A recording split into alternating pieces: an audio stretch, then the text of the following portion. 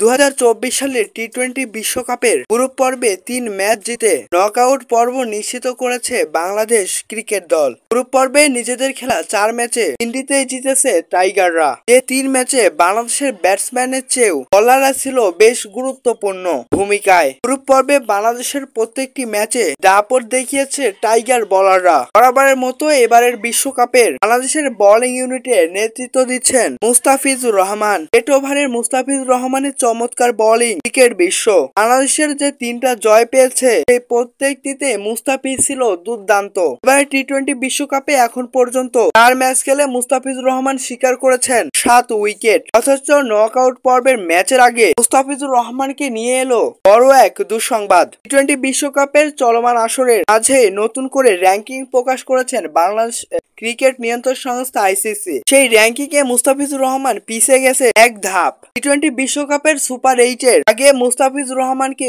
দুঃসংবাদ দিয়েছে আইসিসি। বর্তমানে এক ধাপ পিছিয়ে মুস্তাফিজুর রহমান অবস্থান করছেন 14তম ওভারে। 632 রেটিং পয়েন্ট নিয়ে মুস্তাফিজের টি-টোয়েন্টি বিশ্বকাপের গ্রুপ পর্বে চমৎকার বোলিং করা ফিজ সুপার 8 এ মাঠে নামার আগে বড় এই দুঃসংবাদ পেয়েছেন আইসিসির কাছ থেকে, যা বাংলাদেশের দলটির জন্য বড় দুঃসংবাদ বলেও বটে মনে হচ্ছে।